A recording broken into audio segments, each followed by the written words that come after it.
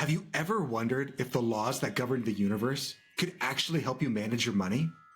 What if the secrets to building wealth were hiding in plain sight in physics? Sounds wild, right? But think about it. The same principles that explain energy, motion, and even chaos can transform the way you handle your finances. It's all connected. Today, we're breaking down 7 key rules, like why your financial energy is finite, how chaos creeps into your budget, and how small actions can create massive outcomes over time. Trust us, you don't need a PhD to make it work for you. So stick around. By the end of this episode, you'll have a whole new way to think about your money, one grounded in the laws of the universe. This is the Fi Guys. Let's explore the physics of finance. So I was recently reading Miyoshi Masashi's book, the Book of the Five Rings. And in it, he says something. It's, if you know the way broadly, you see it in everything. And I've been thinking about this concept a lot and trying to figure out, once you know the way broadly in a bunch of different disciplines, you can see it in all things. And I think that every single principles or all of the different ways of thinking, whether that be physics, biology, psychology, they all kind of go to their own little silos and say, like, these are the rules that apply here, but they don't apply there, but they don't apply there. But in truth, if you were just study other people's disciplines, other people's way of thinking, you realize that the law that works in psychology also works in physics, and the law that works in physics may work in biology. And maybe the things that work in physics also work in finance.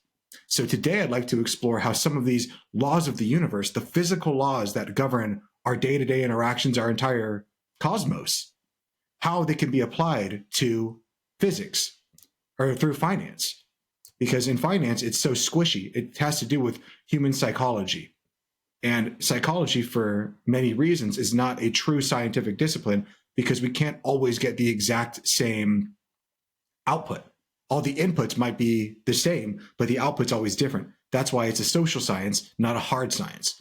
With physics, no matter how many times I drop a ball, it's always going to go down, as far as we know. But with psychology, it's a little bit different. You could run the exact same experiment 100 different times and it work with 99% of people, but there is always going to be that one outlier that isn't, because consciousness is too difficult for us to understand. Just like how physics, in truth, is too difficult for us to understand. It's like trying to explain to your dog how a TV works. I love that. I love the idea of you sitting down with your dog, with one of your dogs, and just trying to teach it. That is a hilarious visual for me. No, but it's so true. You know, if we can understand the universe more, maybe we can understand more about ourselves, and i.e. the reason for this pod, finance in general. So I'm excited to take a deep dive in this, and you're gonna be my guide, because I don't know too much about physics. I'm gonna be honest. I must be honest. Chris is my guide. Chris is always our guide. So big shout out to Chris. So let's dive in. Let's learn. Let's do it.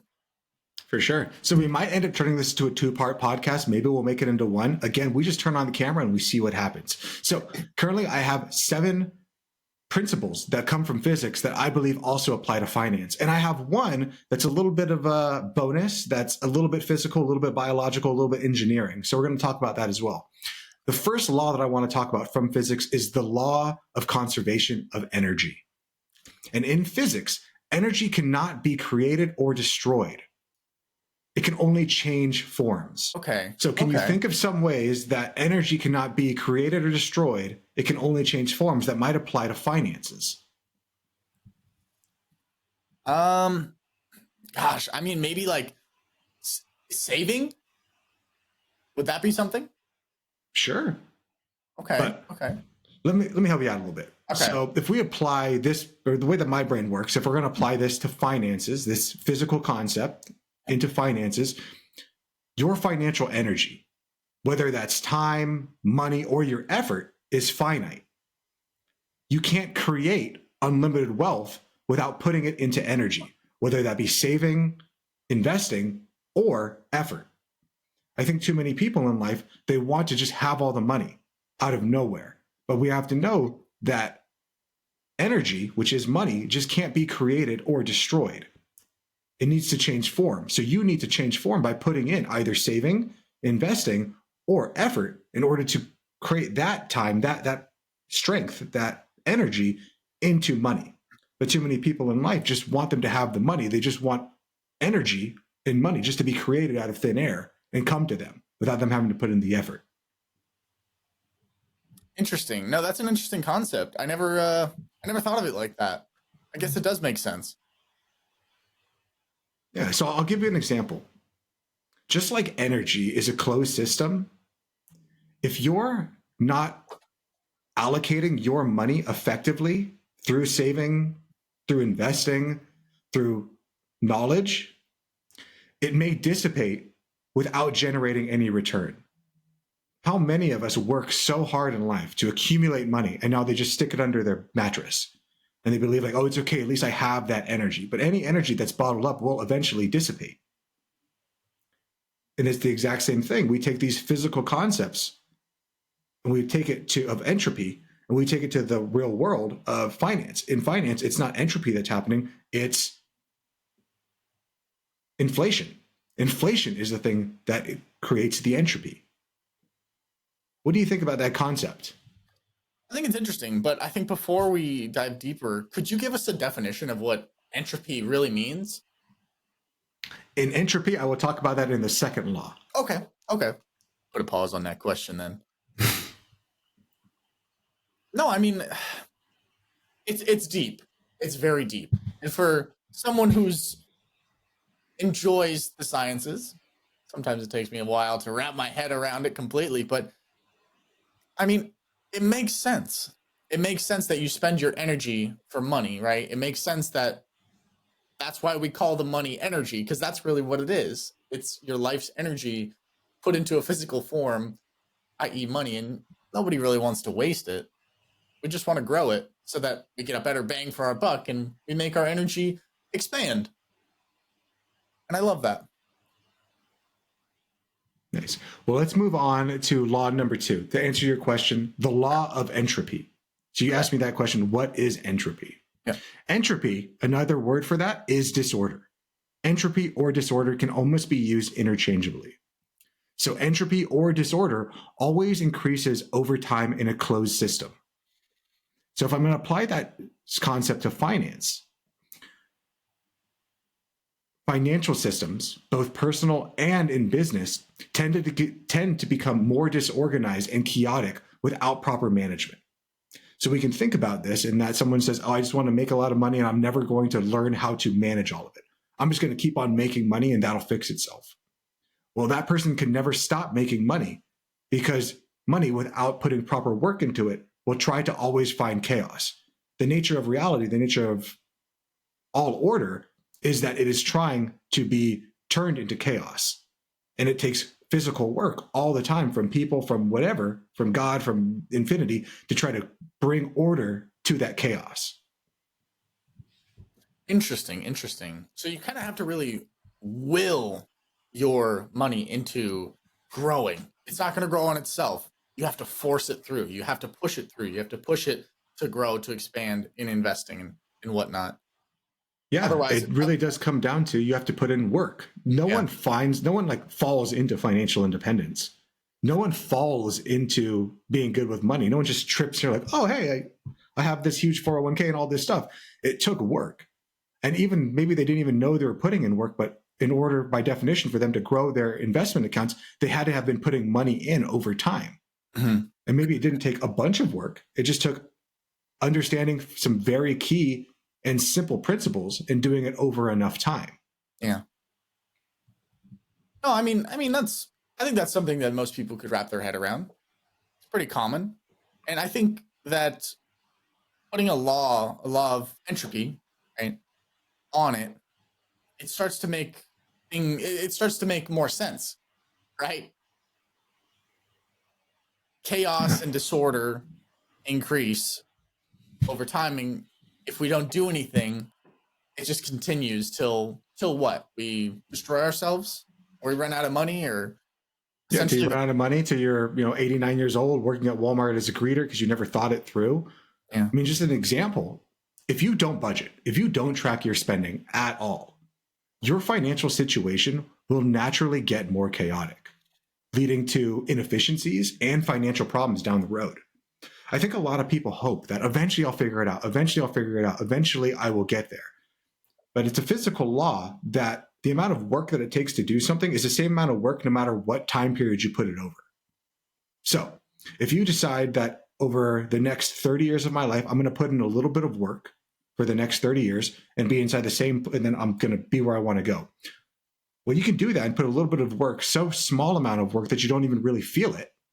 Or you can decide in the last 5 years of my life, when I'm 55 or 60 and I want to retire, I'm going to put in all the work that I should have done over the last 30 years. And can you still achieve the same thing? Maybe you can.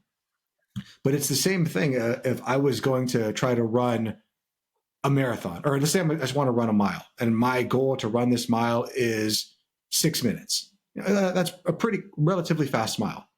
Now I could set it, or let's just say 10 minutes. Let's say 10 minutes. That's pretty easy, I think. So I want to run a 10-minute mile. If I decide, okay, so I need to break that down and try to run a tenth of a mile every minute. That's a pretty consistent pace that I can try to do. Same amount of effort, same amount of energy will be expended over those 10 minutes if I do it. Or I can say, I have to run this mile in 10 minutes. I'm going to go ahead and just wait until minute 9, and I'm just going to sprint really, really hard for a whole minute, and I'll be able to make it. It's the same amount of energy I'm going to have to use. But in one, there's a good chance of me making it. In the other, there's a really good chance that I'm not going to make it. Actually, it's impossible for me to run a mile in a minute. I know that for sure. Yeah. Even Usain Bolt couldn't run a mile in a minute. That's not going to happen.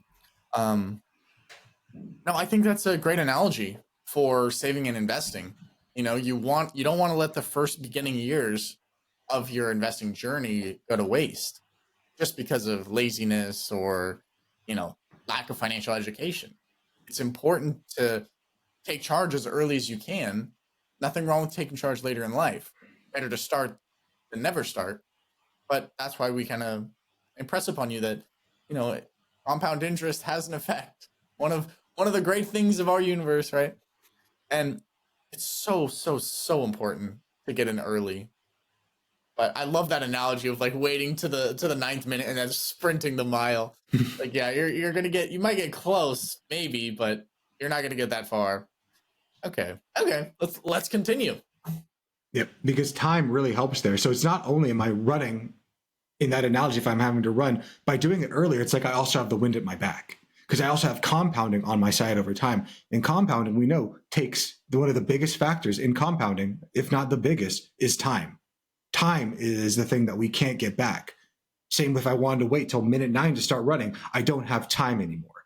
Now, the only way for me to make it is by my physical effort, by destroying energy, or by transforming energy in terms of my body, my fat percentage, the food I ate, trying to change all of that into making it into the goal, where I could make it a lot easier by doing a little bit, not putting much energy to the ability of me not even really feeling it. If I'm just saving money over time, 10%, 20%, 25%, whatever you can do over time, that will build substantially. But you need to also make sure, and we're not going to get to this podcast, that you're investing it in the right thing, that you're putting your energy behind something that is continuing to grow more energy. And I know that it's kind of a woo-woo concept to conceive of money as energy, but if you understand that these are just words that I'm using, and energy truly is money, in that in order for me to get money, I have to give my life force. I need to put my time, my effort, the time that or the energy that I gain from sleeping, the energy that I gain from eating, the energy that I gain from my fat storages, I put into something, and people found value in that. So they gave me money in return for that.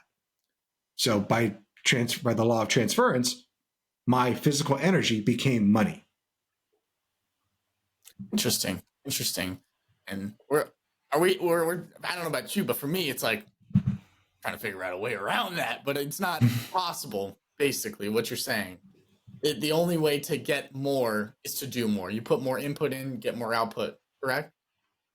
Yeah, I mean, someone could probably make the argument like, what about if I won the lottery? Like that'd be a pretty easy and efficient way. And yes, you're right. But even the lottery is created by other people's energy. You're just winning. You're just the one that won, the small percentage of the people that got struck by lightning and won. But then what ends up happening due to the law of entropy, just because you get all that money, if you don't understand how to properly manage it, that order will dissolve into chaos, which most people end up being in. They win the lottery. They think my life's going to be so much better. 5 years later, they're in a worse situation they were before they won the lottery, or unfortunately, more often than not, they're dead. Because while they may have got the money, they may have gotten to the end goal. That goal meant nothing without having the ability to manage it, without knowing what work do I have to put into this so that this state of abundance doesn't dissolve into nothingness, into chaos. Yeah, 100%. 100%. And we try our best to avoid chaos and financial ruin. So it's not easy sometimes. We understand that. But as long as you stay focused on it and you move away from it, and you do our best to save and invest and make great financial decisions, in theory, we can kind of avoid the entropy. So let's continue. And that's the goal. That's the goal, to put in a little bit of work every day to keep entropy at bay, to bring order to chaos. Yes. Because money is energy, and all energy wants to dissipate into chaos.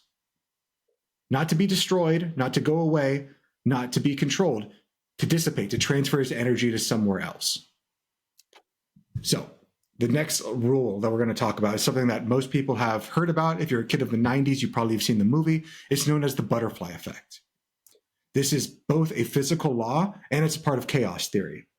So in physics, small and seemingly insignificant changes in a system can lead to large and often unpredictable outcomes. So if we apply this to finance, small financial decisions, like a minor increase in your savings rate or a small investment into an index fund, can have massive long-term impacts. And they're not massive inputs. We're talking about small inputs for a massive action, right? Yes, exactly. It's the same way that with time, but you don't know. Well, again, we don't know what the future holds. Mm-hmm. We only have the understanding of what has worked in the past. But the butterfly effect can work the opposite way. Maybe you decide, okay, I'm not going to increase my savings. I'm actually going to decrease my savings rate. And you just be like, oh, it's only 1%. It's only 2%. It's not that big of a deal. But over time, that 2% now, due to the compounding effect of the butterfly effect, because it compounds both ways. Okay, so I stopped saving 2%. I'm going to absorb that 2% now goes into my budget. Well, now you've absorbed that 2% into your budget, and maybe eventually it starts to increase more and more and more. And now your savings rate decreases more and more and more. And your savings rate is decreasing, but your cost of living is increasing. Now you have a double whammy against you. Both things are compounding against you to never be able to achieve financial freedom. Because there is a nice thing about decreasing the amount of money, or when you increase how much money you're making or how much money you're saving, you're also decreasing the amount of money that you need to save to be financially independent. And the inverse works too. If you decrease your savings rate, you don't have to, but oftentimes people will, their cost of living increases to make up for that decrease. And then due to the butterfly effect, we don't know what those small micro changes over time get to. So an example of this might be the power of compound interest in investing, like we just talked about, where small contributions early on can create huge wealth later, and how small habits like spending less on your coffee can result in big savings over time. You know, I think it's silly when people say, oh, if you want to be financially independent, just cut out the coffee, because that's not actually true. But according to the butterfly effect, that does create a part. It is a part of the whole. It's not going to be everything. I say we should focus on $5,000 decisions than $5 decisions. But to say that neither one of them affect anything is disingenuous. Yeah. They both work in relation to each other. You just need to decide for yourself what is worth sacrificing for and what is not. No, I think that's 100% right. You know, if you invested those $5 a day in S&P 500, you know, it builds. It definitely builds. But say you spend, you don't buy $5 coffee and then every day and you're like, I'm gonna make it at home. And yet your car payment is way more than you can afford. Then it's like, well, that kind of offsets that. That kind of shoots yourself in the foot a little bit.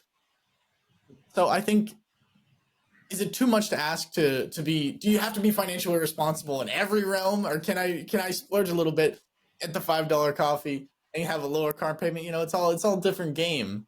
And I think that's what's tough about finance. It's not a one size fits all, but Mhm. different laws can be put blanketly, it can be blanketed over most finance, right? And that's kind of what we're Yeah, getting at today. Yeah. I I think that's exactly true. Yes, both things can be true simultaneously. And that's why I think most people hate when they ask me a question, especially for like Five Friday feedback. And I have to say, it depends, because it does depend. And it depends on so many more. We've only gone through what, 3 laws? And we can see that these 3 laws can all apply in different situations to different people, depending on what they're going for. Because in truth, in physics and in finances, there are no solutions. There are only trade-offs. And what you're willing to trade off versus what I'm willing to trade off versus what our listener is willing to trade off are all completely different things. So you need to make that decision for yourself by understanding that, hey, this is the perceived outcome of what my action will take me. Am I okay with that? Because no one knows what the future holds. You just have to have a reasonable estimation that if I do this, I believe this will be the outcome. It's the same thing as the scientific method.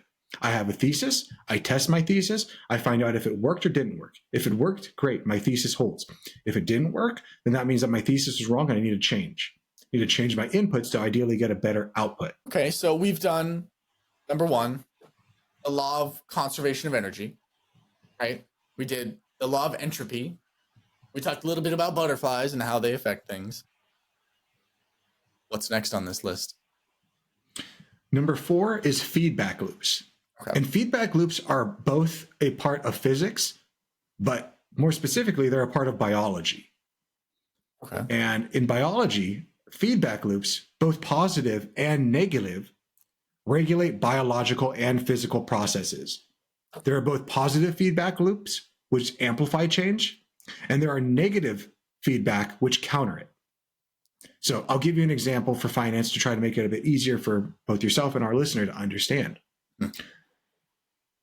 Financial systems often operate in feedback loops. Good habits lead to more financial success, which is positive feedback.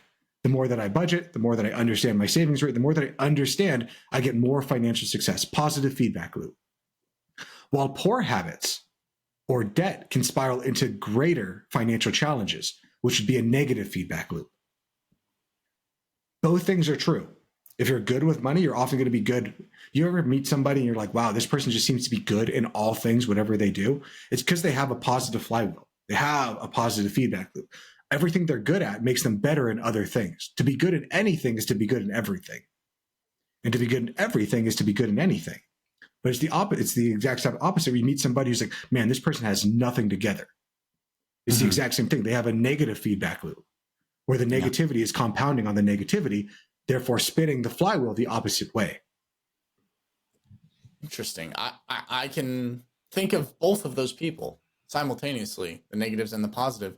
And how do you create that positive feedback loop? I think it starts with effort and action to begin that. Maybe there are some people who are lucky enough to be born into this world where their positive feedback loop has already started. Maybe they have the right genetics. Maybe their parents love them and sent them in the right direction and kind of started that spin wheel going for them. And now they just had to pour a little bit more effort into it on their own to get it continuing to work. But what we know from physics is there is no perpetual motion machine. It's impossible because of entropy. Entropy wants us to stop. So you need to constantly put in work into the system to get it to work. That's the reason that you can't, have you ever seen those little, you put a ball in and it's supposed to like go up, create motion and then fall into a cup and then create motion again and then fall into the cup and be able to do that? Those actually don't work. The only way that it can work is if there's some sort of a system that's pulling that ball down for it to be able to create force. Okay. And it's the same thing. So when it comes back to feedback loops, your question was something to the effect of how do we get that positive feedback going? It takes effort. And for some people, it's going to be less effort because their foundation was already formed. They already had a little bit of the river was already going down the stream. Everything was good. But there are some people who don't have that river. They can't create that positive feedback loop. So what it takes is effort. The same way if you're to go ahead and create a windmill on a river, some people's river is already high enough to be able to start to move that generator. But other people, they don't have, that river is low. It needs something. So they're going to have to put in work to maybe break a dam somewhere upstream to get that river flowing. Or maybe they're going to have to move their flywheel lower down to the river so that can begin to get affected, so that that energy can start to compound upon itself and get stronger. I understand it sounds really, really woo-woo, but again, these are the physical laws of the universe that we can apply to all things. Mm-hmm. No, I think the more you see it, the more you understand it, the more you see it. And I guess the idea for this, I was wondering how I was going to perceive this podcast and understand it and really soak it in. But for me, the way that I'm taking it in is by seeing it in reality. And I think for me, the positive feedback loop one really, it makes the most sense, right? That's the one that kind of opened it up, right? Seeing people who only have negativity, only have positivity, and they're good at all things, they're bad at all things. And the only reason is effort and action and a little bit of luck, possibly. But it seems like all these laws we can use. Like they're not just, oh, like I can't go over the speed limit. That's the speed limit, right? That's the limit that's set on me by the county, right? Like, no, like these are all laws that we can use, we can understand, and we can kind of bring into not just finance, but into different realms as well. Like you said, with the book from Miyamoto Musashi, to know the way in one is to know the way in all. Did I quote that properly? Yeah, he who knows the way broadly sees it in all things. Mm-hmm. And I think you're exactly right there, that these principles of physics, most people will be like, oh, that's only for physics. Like physics doesn't really apply to my life. I'm not a physicist. That doesn't matter to me. But once you start to see it in other things, you can realize that these universal laws that are universal laws, truthfully, work in all things. And I think one of the worst things that we do as humans is we tell people that that's impossible. That's impossible. The only things that are impossible are the things that break the laws of physics. And quite truthfully, we as human beings don't have an understanding of how physics actually works. We have a macro physics. So if anyone's ever taken a physics class in high school or college, every time you go up to the next physical thing, so maybe you do macro physics, or you do your normal physics class in high school, then you go to macro physics, then you go to astrophysics, then you go to quantum physics. Every time that you move up, basically the first class is them telling you everything you learned in the class before is completely wrong. Let me explain to you how things actually work. And then you realize that everything that you thought you knew absolutely nothing. So I think it's very important that when someone comes to you and says, is this possible? Is this whatever? Can I try doing this? And so many people shout people down saying, no, that's impossible. The only thing that is impossible is what is defined by the laws of physics. Those are the actual governors on the car. Mm-hmm. You know, there's nothing that says like my vehicle can go up to, I think 120 on the speedometer, but I know the governor on it will stop it at 110 or something like that. I don't know. I've never tried going that fast. But there's nothing that says, could I remove the governor? And now it can only go to us however high it can. And I think the bigger thing is, if we're only constrained by the laws of physics and we don't have an understanding of how physics actually works, we're really not constrained by anything besides what we believe we can and can't do. Now, of course, there are going to be walls. We will hit that limit. But as human beings, we don't know what that is. We just have perceptions of what we think it is.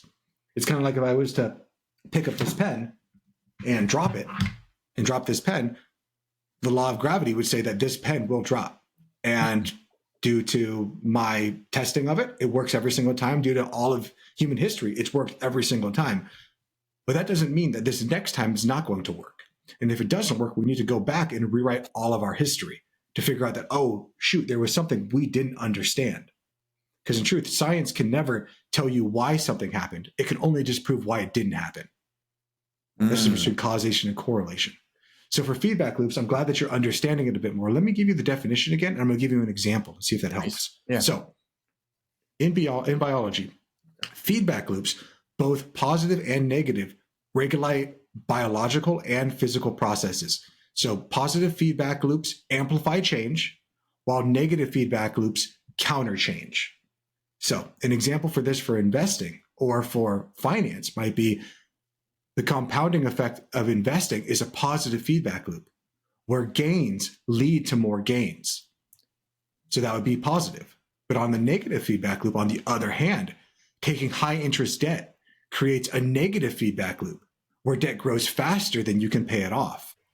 And you know, I know on this podcast we talk a lot about psychology, we talk a lot about fitness, we talk a lot about finance, obviously. And I'm starting to equate it, right? See it in different elements, see it in different disciplines, right?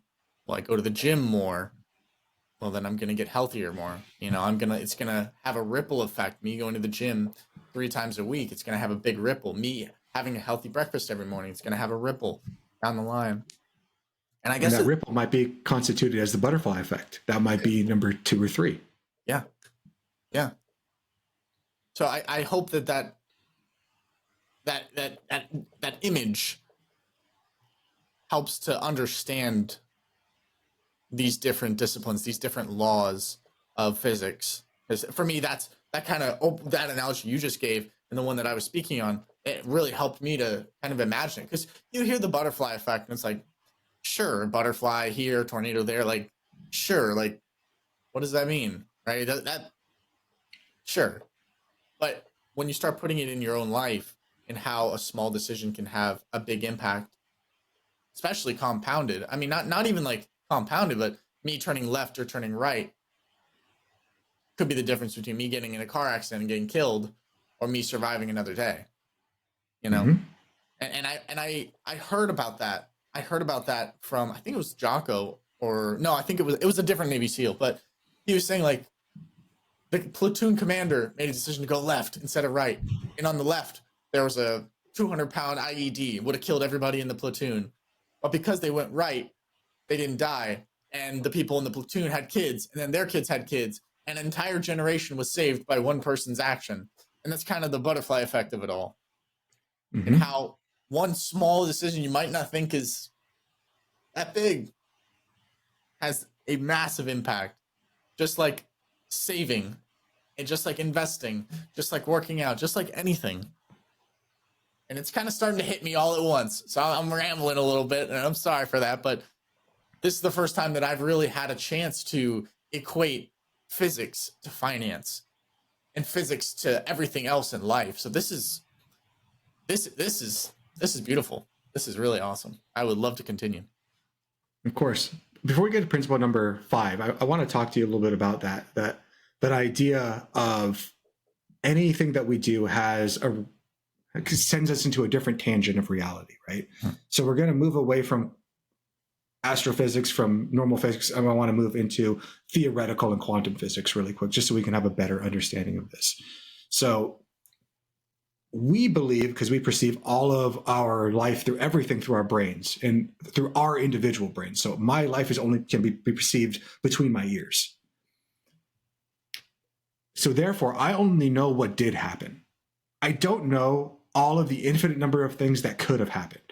So just to make this simple, because there are an infinite number of corridors in front of us every single time that we make a decision, let's just make it binary. I have the choice to either go left or right. In truth, that's not true. I can go left, right, up, down, 5 degrees to the right, 5 degrees to the left. It's a huge tangent of what I can do. This is what a quantum state is, that I have all possibilities in front of me at all times. But just to make it simple, because that's too hard for people to understand, we can't conceive of big numbers or very small numbers. Make it binary. I can go left, I can go right. So if I go left, things go well, then it was ordained that I could have gone that way. But I could also make the decision to go right, and things could have also gone fine. We don't know. But whatever way that I decide to go, that means that all the doors to the right, if I decide to go left, are now closed, and all the doors to the left are now opened. And when I get to the door on the left, that means that now there are 2 more binary choices, left or right, left or right. Again, we are standing at one point on our path. In front of us are an infinite number of corridors. This is the idea of the infinite corridor in quantum physics. Every time we close a door or go through a door, we can't go back through the other one. There are times in life where we're able to peek through the door and decide if we want to step through or not, but that is outside of the scope of these things. So I'm glad that you're starting to see that this is the way that ground underlying physics actually works. We don't understand what inputs we are going to get in, but we don't know how one small decision can lead to another decision. Because just like the decision to go left or right may mean absolutely nothing, but going to the left opens a door that I need to get to. We're going to the right gets that door is no longer open to me because I went that direction. And we only have perception to our one time. It's kind of like when you watch a football, we watch football, right? So they have to go for, let's say it's tie game. Do they go for the penalty kick, or do they go for the kick, or do they go for the 2 points? The coach says, you know what we're going to do? We're going to go for the 2 points. We're going to go for the win. If the quarterback throws it, goes to the end zone, boom, they got their 2 points. Everyone cheers and says, wow, that person's such a genius. I can't believe they knew that was going to happen. Because that's the way the world did unfold. But it could have been the exact opposite. The world could have unfolded the opposite way, where they throw it, it gets intercepted, it gets run back. Now that person is an idiot. Because we only perceive what actually happened in a binary way without realizing that there's actually an infinite number of ways that can happen. And that's the difference of a quantum state. A quantum state is between 1 and 2, there is a finite number of numbers that get you from 1 to 2. So you can go 1.1.111 or 0001, 00002, 0003. Eventually you will get from 1 to 2. But to get from 0 to 1 is actually an infinite state. That's how quantum computers work. That's how all of these things work. That's what a quantum state is. Infinity is in front of you at all times. How can we use that in finance? How can we harness that law? Could you give us an example of maybe that in finance? That's not in our show notes, so I haven't really thought through that at all. I was just giving you an understanding of as to how quantum physics works in the infinite corridor, because you kind of brought it up. But if I had to put it down to something, it's that there is things in this universe, quantum physics, theoretical physics, in relation to what we're talking about now, that we as human beings have zero understanding of. It seems as if ground level physics, ground level truth, has a conscious entity to it. That even particles have the ability to choose whether they want to be a wave or a single photon, or a photon has the ability to choose if it wants to be a single particle or a wave. Conscious choice is somehow built into the underlying code that is reality. But we go through our life believing that the world is binary. Money is good, money is bad. Our brains have this evolutionary lens to put that on there. But if you can remember quantum physics teaches us what we believe to at this point in our history, believe that is baseline reality is not binary. In a binary system like macro physics, if I drop a pen, it will go down every time. It's binary. Gravity works every time, no matter where you are, it works the same. That's not actually true. As you speed up towards the speed of light, gravity goes away. We kind of know this, but we don't understand how to do that. Like even Einstein's theory, it was you have to grant me gravity for me to give you everything else. So you have to grant how gravity works. But if gravity is the strong force, then how is it also the weakest force? Again, these things don't make sense because gravity might be working in a 4-dimensional space, might be working in a different type of state that we don't have perception to.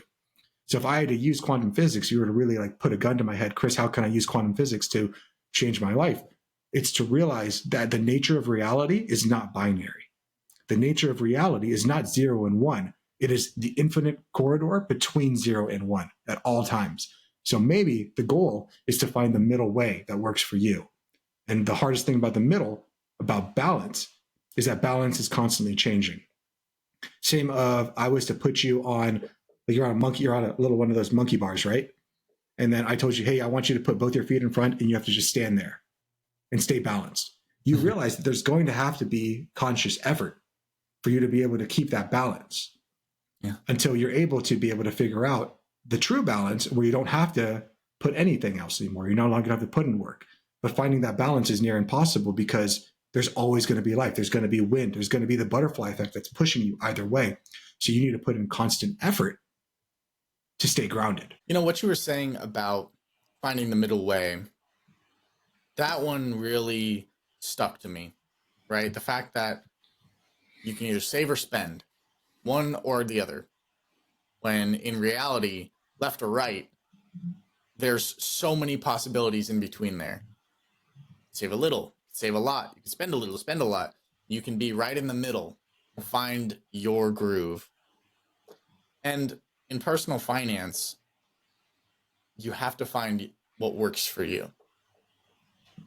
And like, I really wish I could go down the Chris Monzon path, but that path doesn't exist in a way. In a way it does, right? Maybe I should have went to this school like Chris did. Maybe I should have took this job like Chris did. It's like, okay, but I'm also not Chris.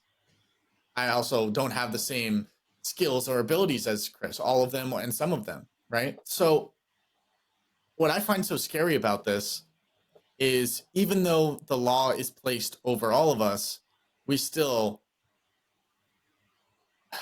have to conform, yet find our own path.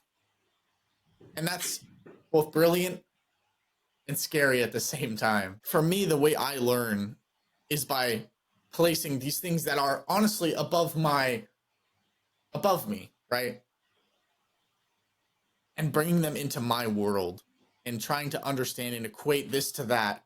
And when we do those analogies, I mean, that helps me. And I believe that helps a lot of people. It's so difficult, even for myself. I think it's such a binary way. I know that things are good or bad. Yeah. But in truth, it's the endless possibility in between. We only perceive things as good or bad based off the story we're telling ourselves of the outcome that thing brings us towards. Yeah. You know, if I was to walk outside right now and there was a dog waiting for me or a cat that was like sitting there on the porch or maybe someone left a baby on my doorstep. God, that'd be awful. But so please, listeners, don't do that. But if someone left like a baby, the story in my head could be, this is the worst thing that ever happened to me, because the story is, I don't have the money for this. I don't have these things. This baby's going to become destitute. I'm going to become destitute. I gave a judgment based off of my thinking. Or it could be the best thing that ever happened to me. Hey, my wife and I have been trying to have a kid. This is the greatest thing. We're ready. We're prepared. All of this stuff. And I'm giving it a binary. It's good or it's bad. But in truth, it's all of that in between. It's everything. It's not good or bad. It is. It's not a binary decision. It's all things, because we don't know how it's going to come out. But if we believe that we know it's going to come out, we believe that, oh, this is a terrible thing, and I start to create my reality to make it a terrible thing, then yes, it's going to be a terrible thing. But if I believe that it could be a good thing, or it is a good thing, then I would create the reality to make it a good thing. You know, it's one of the hardest things in life to realize that the future might be fixed. We might not have any decisions in life, but it's still our duty as human beings to, regardless if it's fixed or not, to continue to do our best.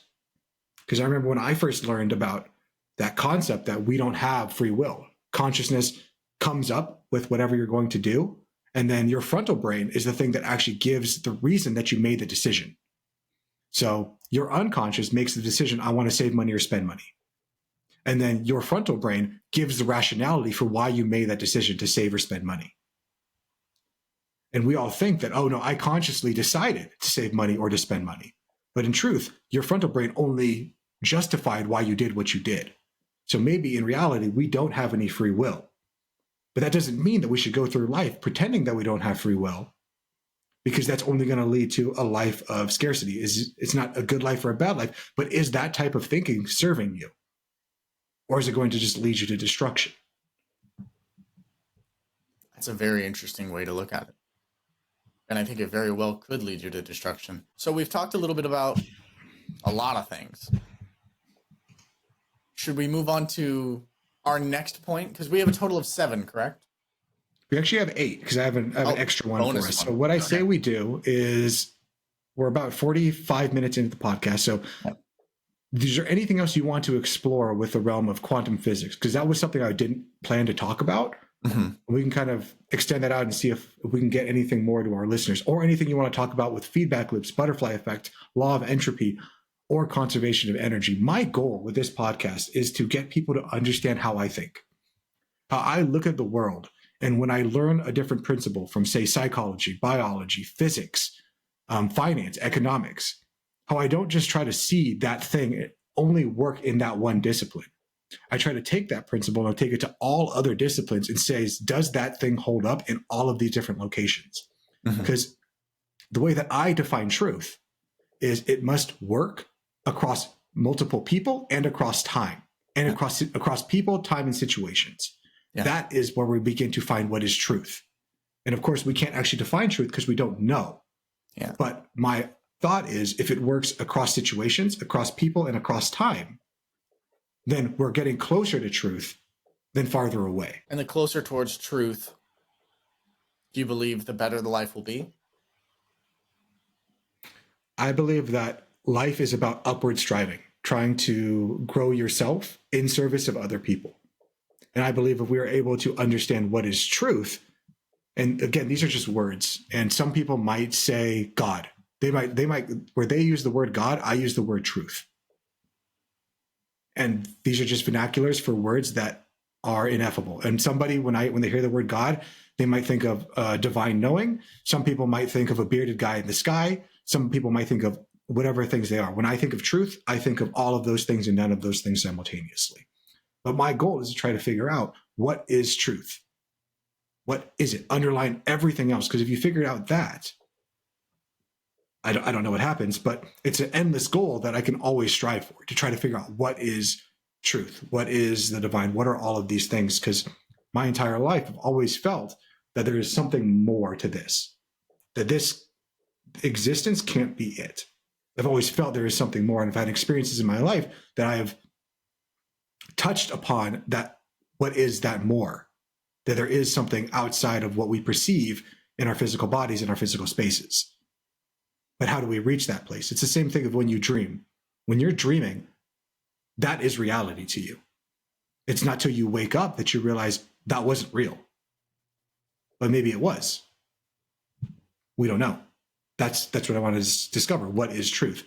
And of course, I take these crazy concepts that are really woo-woo out there, and I'm trying to apply them to the real today world of finance.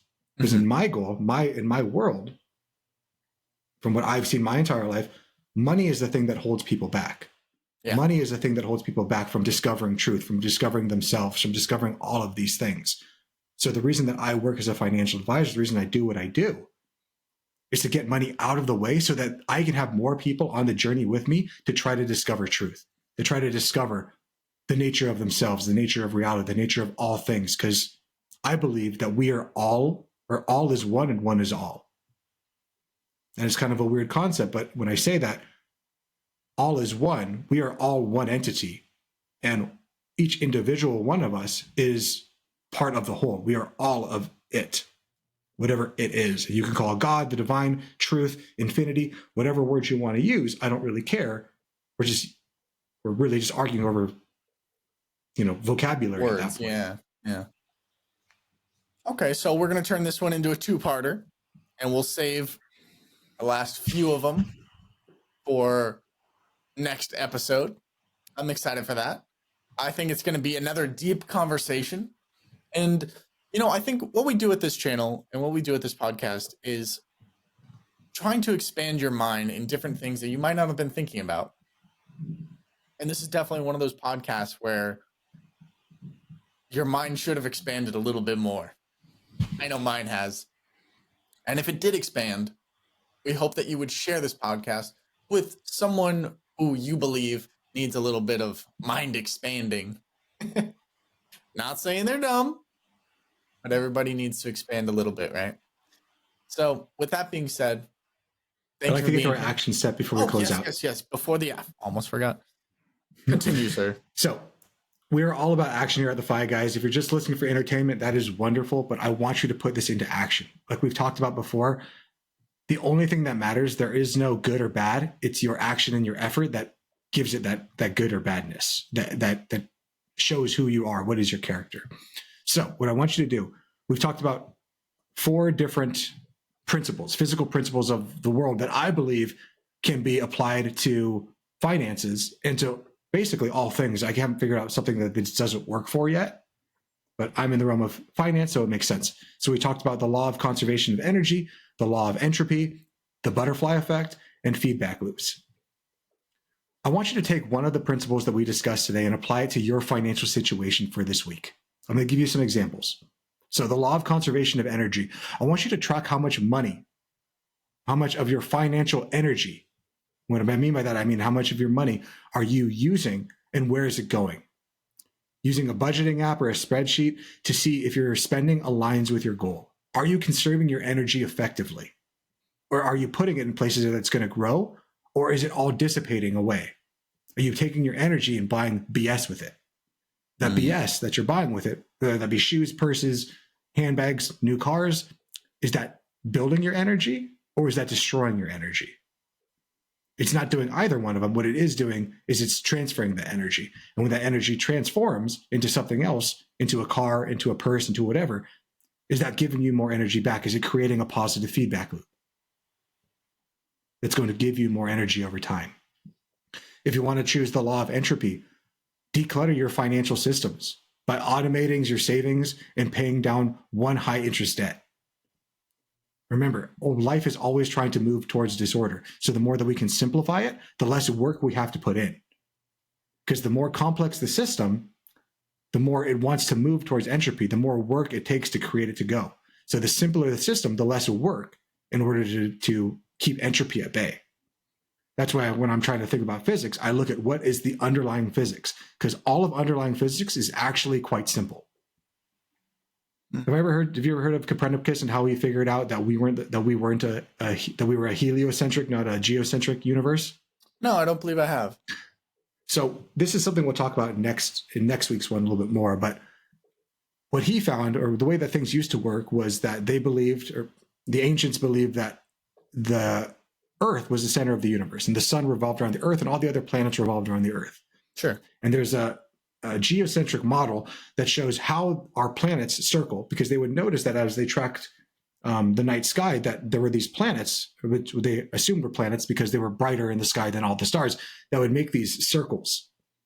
And the only way that they could make that work inside their system was that the celestial bodies, which is our planets, they're going around the Earth, but the only way that they could create that circly effect is that they were also going around themselves. So they were circling.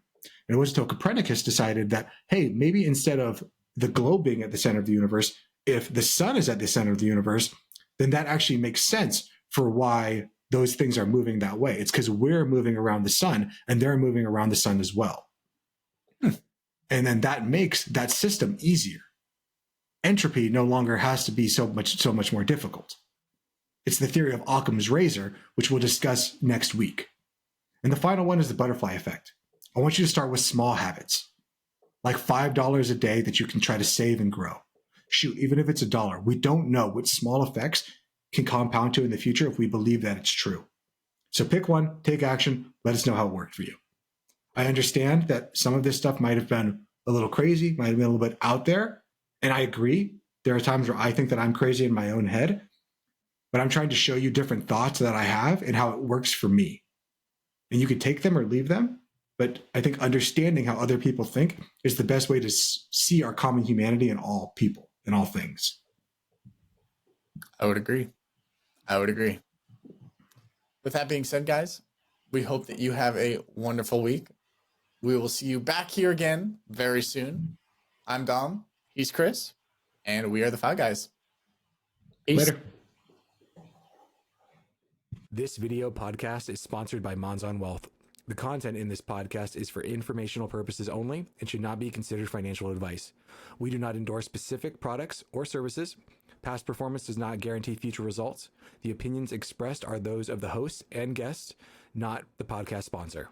It is crucial to consult with a qualified financial advisor or professional who can provide advice tailored to your specific needs before making any financial decisions, investments, or taking any other actions. If you are seeking specified help, you can reach out to Chris at monzonwealth.com.